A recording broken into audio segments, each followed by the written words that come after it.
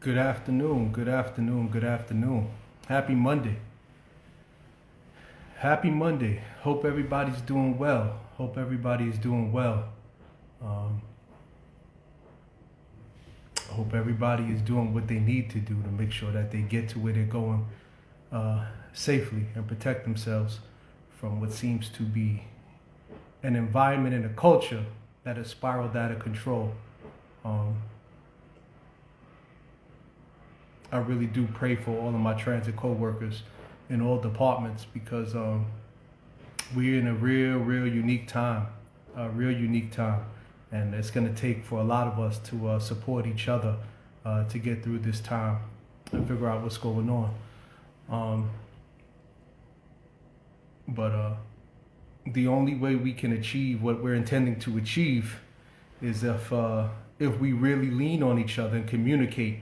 Because I assure everybody, the messaging that we need is not going to come from upper management, and you're not going to hear what's the right thing to do from the people who are intended to lead you at the Transit Authority. Their interest, I assure you, is not how to make lives better for ourselves. It's to protect their bottom line. So the only way we're going to get where we need to get to, or get what we need to get regarding safety, regarding work rules and changes and occupational hazards, is if we unify, communicate, and without question fight for what we want. Because if we don't demand it, I assure you they're not going to hand it to us. And I don't know if you notice, they are sneaking rules and policies in and attempting to change the narratives in the middle of pretty much one of the worst times in transit history regarding safety and how the system actually works. You know, one part that they keep leaving out is what the consequence of COVID actually created. And I just want to tell you that in my own opinion, and I'll isolate it to my own ideas, is that the consequence of not shutting the system down when COVID first happened is really the byproduct of what you're seeing now. Because they tried to keep the system running and created this whole lie that the essential workers had to get to where they needed to go and they didn't have any other solution but stopping the trains. All of that stuff at that moment, 2 years ago, almost to the date, I mean a little bit before it, that was the time. That was the time when if the decision was made to stop the system and restructure how you would have then incrementally started the system back, you would have had a better opportunity to control a lot of the safety measures, reinstitute new ways that you wanted to modernize the system. But as long as the system was running, it was almost impossible to actually stop it and rebrand the system because you continued going for whatever reasons they wanted to, mainly because the governor at that time, Governor Cuomo, had his own agenda about why he believed the system should stay running. So because of that, we're faced with now the reality of what happens when you shut society down and then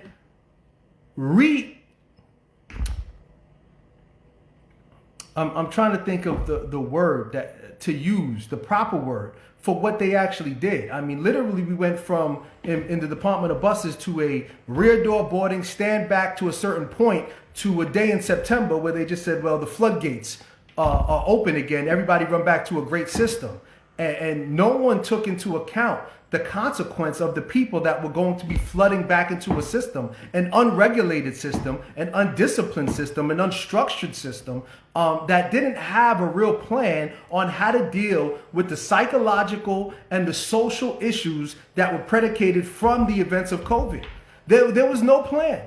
Again, to the dismay of what the Transit Authority does. Bottom line, when you run a system, a public authority, like a business, and don't conduct it like a public entity, a public subsidy, what you're going to be left with is the consequences of an unruly society. You are dealing with, and just to be clear, many people have spoken years ago when COVID first happened, what would happen when you literally tell people to stay home for 2 years and don't incorporate them to a functional society and then reinstate them back to a normalcy of society and say, okay, guys, forget about the 2 years that just took place where you were isolated. Now go back to whatever issues plagued you, to an economy that's spiraling out of control, where the economy and the dollar is decreasing every day, where people who they say there's an abundance of jobs, but none of those jobs give you a livable wage when it costs $10 for a jar of mayonnaise. I don't know how you solve those problems in real time in the transit system.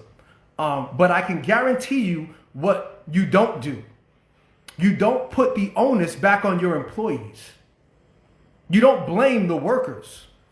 You don't task the employees to solve a problem that the bureaucrats have no answer to. You have people who run for mayor. You have people who run for governor. You have people who are the MTA president. You have people who were tasked, are responsible for coordinating and being the brainchildren to think about solutions in their titles.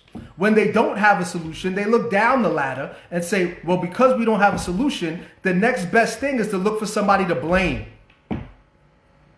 The next best thing is to look for somebody to blame. When you don't have a solution, what do? You look for someone to blame. And who does the MTA love to blame? Their workers. Oh, it must be availability. Must be time and attendance. It must be it's never worker morale. It's never that these people are overworked. That's why performance is low. It's never that. It's never the fact that transit has failed their part, which in essence trickled down to the employees. No.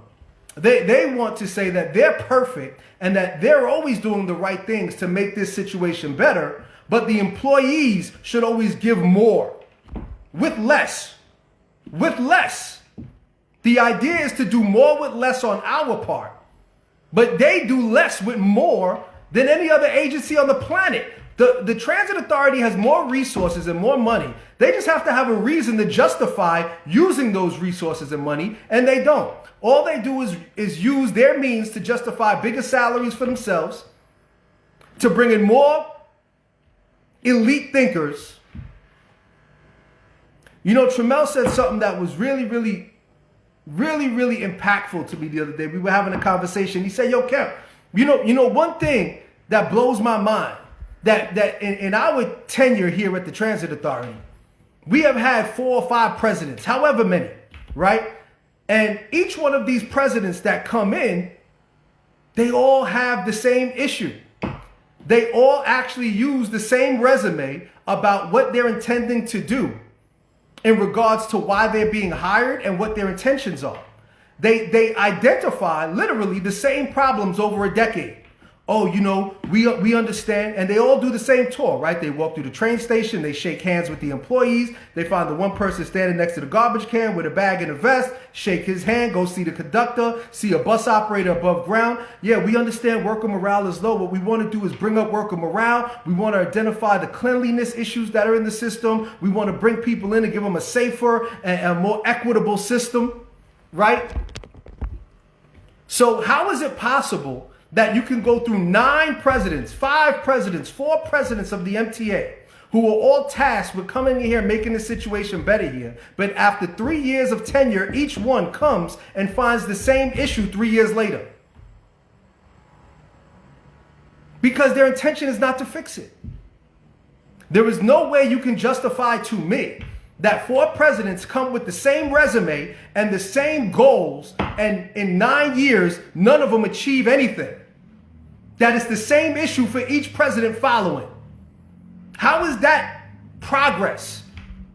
How is that accountability? The reality is that they don't have accountability, that they pass the buck, that they look for people to blame and they go the lowest form down the ladder. They never blame the people in the suits. They never blame the people at 2 Broadway. Their argument is always, we tried our best in a system that's very vast and complicated. Maybe you should hire people who understand a vast and complicated system instead of hiring people who build bridges. But what do I know? I'm just a lonesome bus operator. Which brings me to the fact of the matter of a bulletin that was issued last week in the Department of Buses.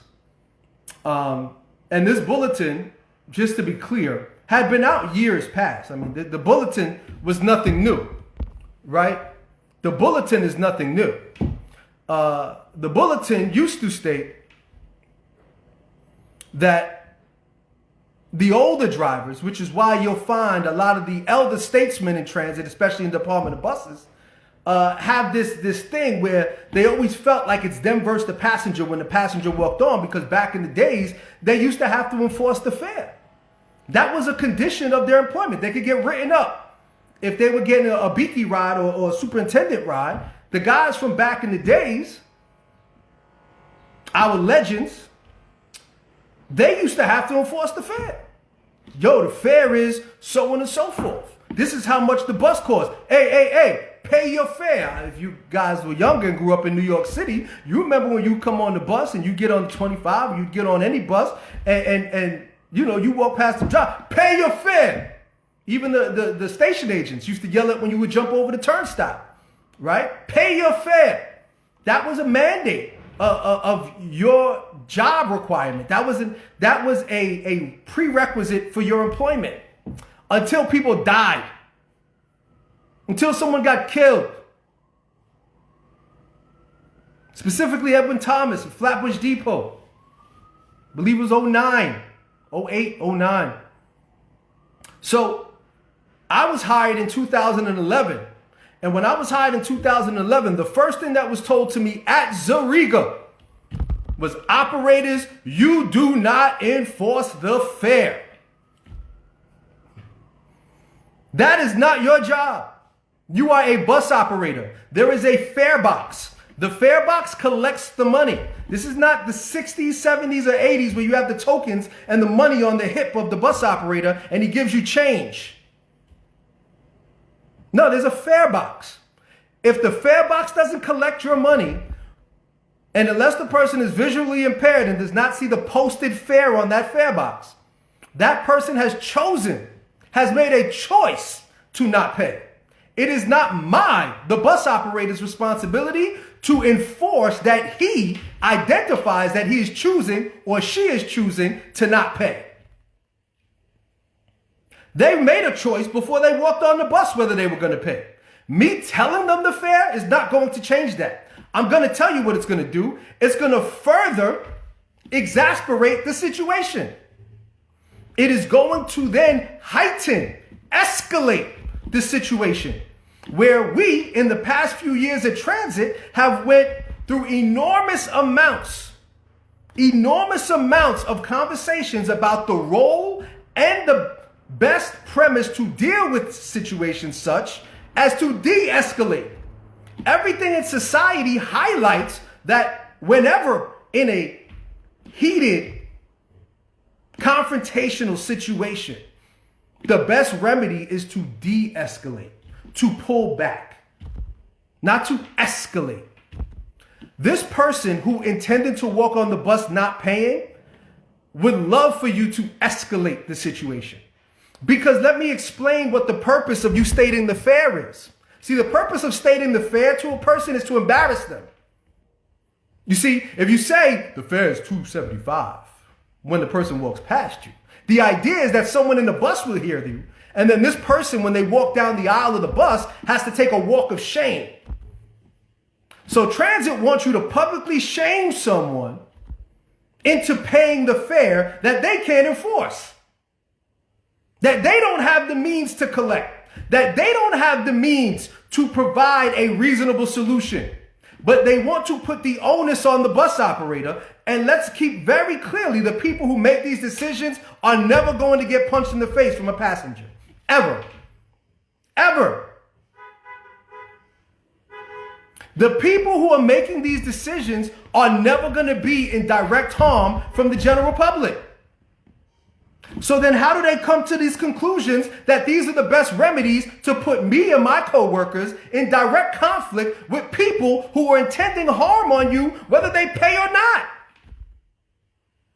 Oh no, they don't look at you with the same reverence as they did in the 50s and the 60s, or in the Ralph Cramden era, that the bus operator is a public figure, a public stature that should have a certain amount of respect.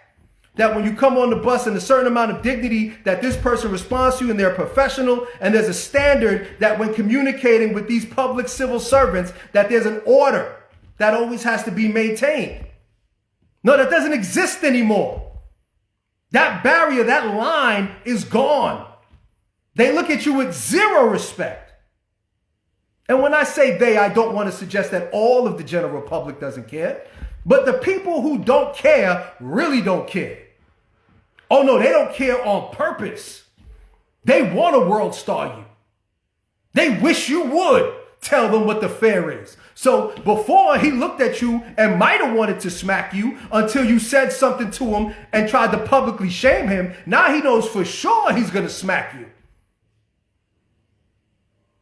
And then what is the consequence of that? What is the consequence of me risking my life for a fare that the transit authority cannot figure out how to enforce?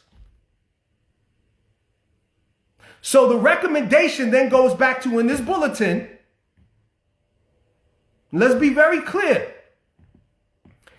The bulletin says, in the event the person or the people or the passenger refuse to pay, it is your responsibility to politely state the fare.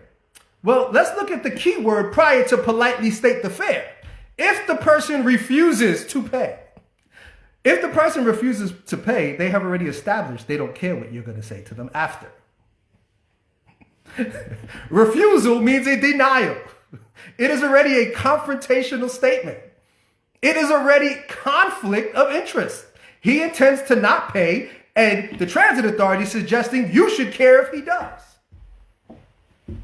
Because I'm going to tell you guys where this all started from. It started from the mayor's office, who they did the numbers and the controllers, and they figured out how much money, this $255 million that's being lost every day in transit, so on and so forth. But they know that they don't want to turn their eyes to the trains because they got a whole bunch of situations in the trains.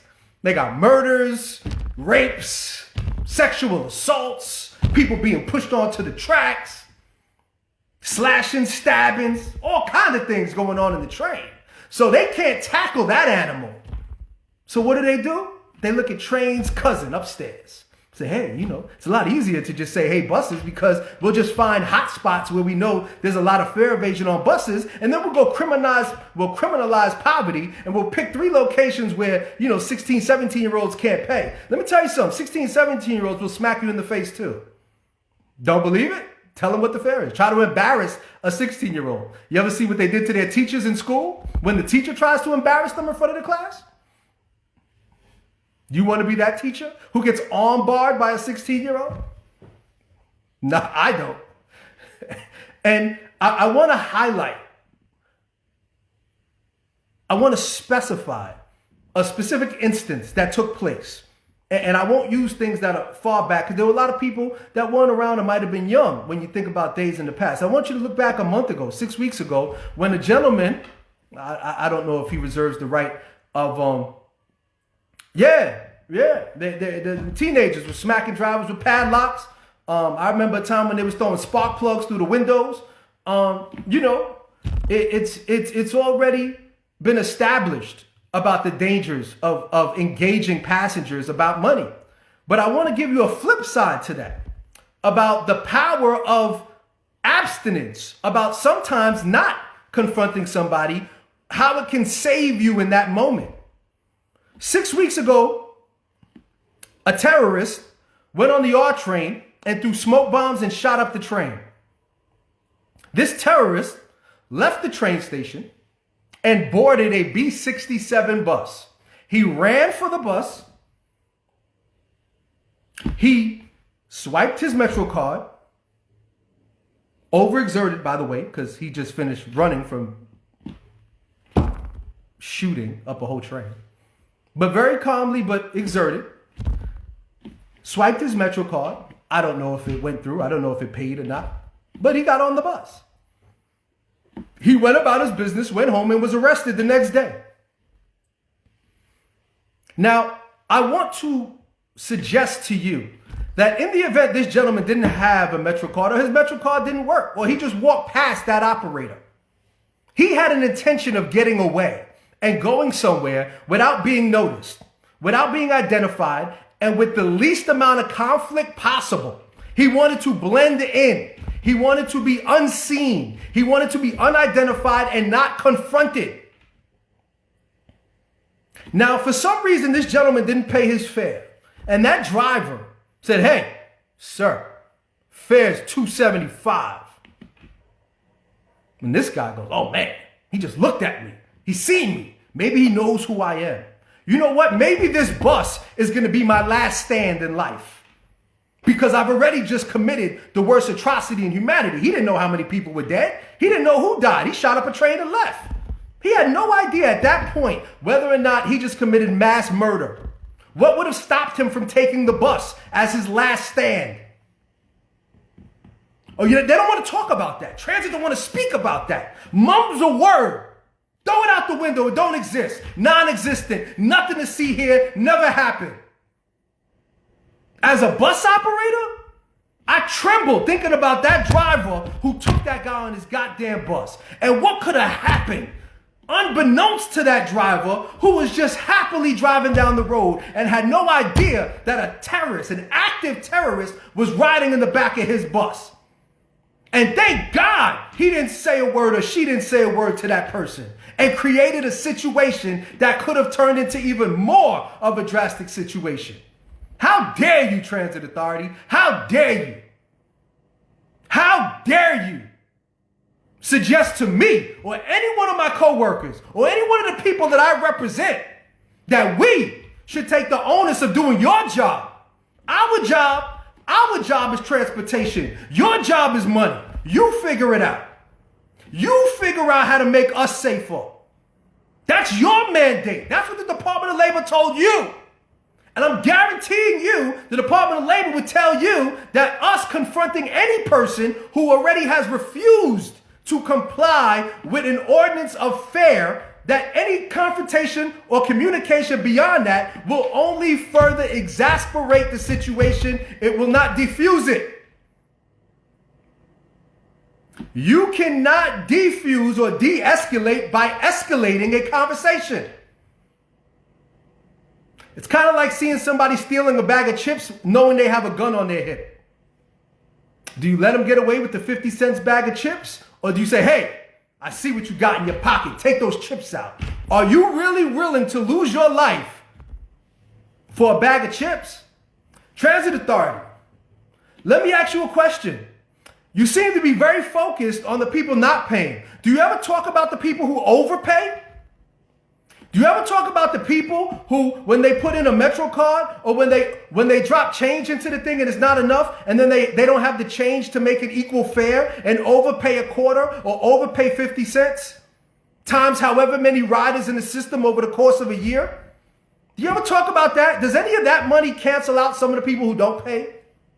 Do you ever talk about the money that you get from the federal government for the people in wheelchairs who help pay for the buses?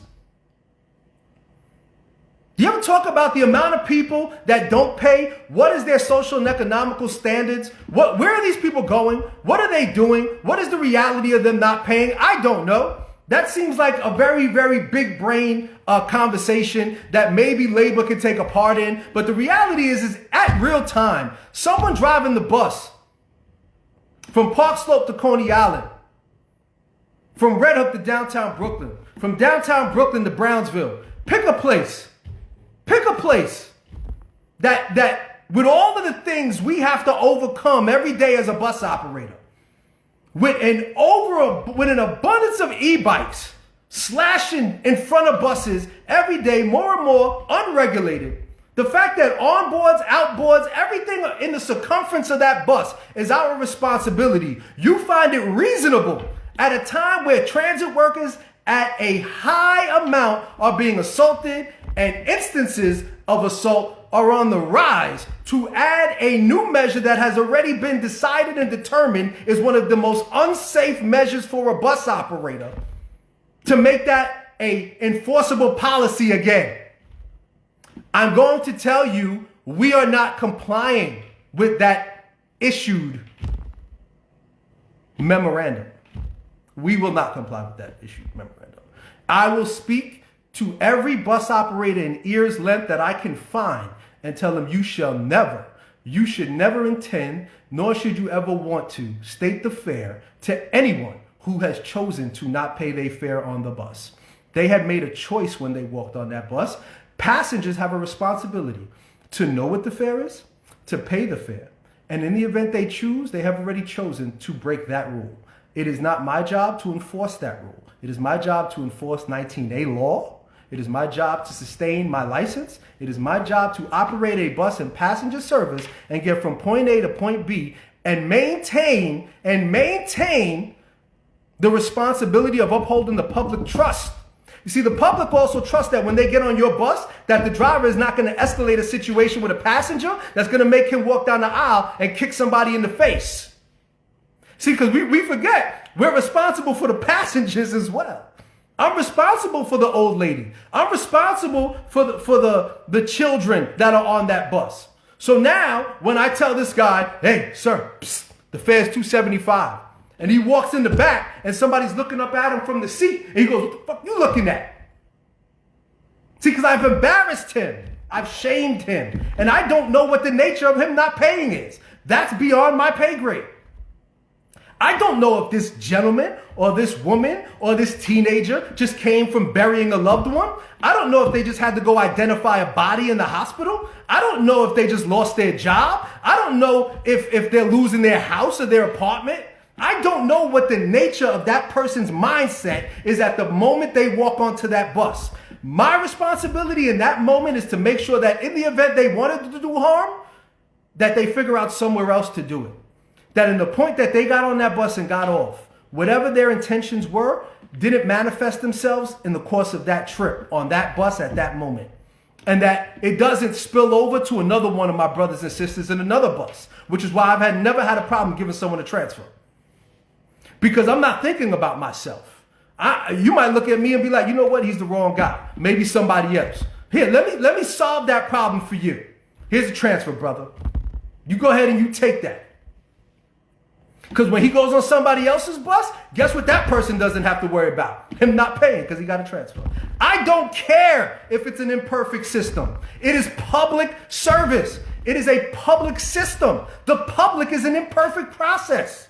You have jails that the prison people, the guards, are tasked with taking care of people that can't leave, that are locked in and can't solve that.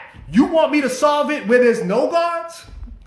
I mean, there are people whose job it is to deal with criminals 24 hours a day, and they get stabbed, they get sliced, they get put in the head. You want the bus operator to do that? The police are getting uppercutted when people jump through the turnstile. There are people smacking cops and running from them. And you want the bus operator, the guy with no gun, no vest, no taser, no handcuffs. Just two kids that are waiting for him to pick them up after school. To engage someone for $275 of the transit authority's money, and the people making these rules get paid $200 grand a year and hide behind an office that protects them. And anytime they're engaged in any public environment, they have multiple security guards with them. But it's a great idea for me, Alexander Kemp, to see someone walk through the door with a look in their eye that says, I wish somebody would say something to me today. No, sir, I will not. Nor should you. Nor should you ever look at a policy that puts you in direct harm and think that you should comply with anything that makes you feel unsafe. Ever. You have a union. You have representatives that are not afraid to challenge transit on their BS policies. I refuse to go in silence or to pretend like anything they say is good because they said it. No, it's BS. It's the reason why you fight them, because if you don't fight them, they will push these things through the door left and right. The answer to transit's BS policies is non-compliance with anything that compromises safety, period. Safety is not negotiable. Ever. Ever. You feel unsafe? Me too. So do your coworkers. We're not heroes. We're not fair revenue collectors, and we're not the police. We're also not transit upper brass. We operate entitled, and we go above and beyond our titles every day. We do more with less than any other agency in this country. And we get no thanks, we get no rewards, and all we get are more policies that further make our jobs harder. So to anyone in earshot, I just want to say a prayer for all my people in stations and subways and RTO and any agency, any part of our department that's dealing with what we're dealing with in today's climate. We can't isolate this to one department, because this is what they try to do. They try to say, hey, you know what? Don't worry about money and trains. Let's go to buses. And then buses go, oh, well, it's my problem. Trains go, who? Them guys in buses. No, it's everybody's problem. It's everybody's problem. Because when we go out and we got to stand for something, everybody needs to be ready to stand for that. Because they know that they can weaken us by keeping us separate. It's been their motto forever. Isolated to the department. Look, contracts are coming up next year. What do you think these things are all about? They've always come with the mind. You guys got to be mindful about what they do. They isolate issues in departments so that they can make those departments try to sell the other departments out at contract time. It's what they do. You have to know the playbook. Right now, they're setting you up to make it seem like, hey, buses, you know what? Next contract, we're going to guarantee you get the full enclosures. Don't you feel good about that? No, I don't. I don't. Thank you very much. Because they should have been there since 2013. The media asked Lieber the other day at his press conference in front of 2 Broadway, why is it since 2013 that those bus partitions have been being promised, and yet till today in 2022, they have not put the full enclosures yet? Lieber's response was, hey, well, I'm in the bus buying business, so we're going to talk about that and figure it out. Figure out what? You figured out how to put Omni very, very quick. Tap and go. Bing. Man, they figured that out very, very quick, did they not? They've ordered already 3 different versions of buses. They've literally wiped out the whole fleet of RTSs. I think East New York was like the last depot to have RTSs. They literally wiped out fleets of trains and brought in new trains and realized those trains were bad, left those trains parked down at the bottom of 39th Street, changed those trains out, brought in old trains again, recycled those trains. But we can't get a full enclosure on the buses. Maybe they like us to get punched in the face. Maybe that's part to compromise our pension system. Maybe they want bus operators to be stressed. Maybe that invokes strokes. Maybe that's why we only live 3 years after retirement. Maybe that's the plan.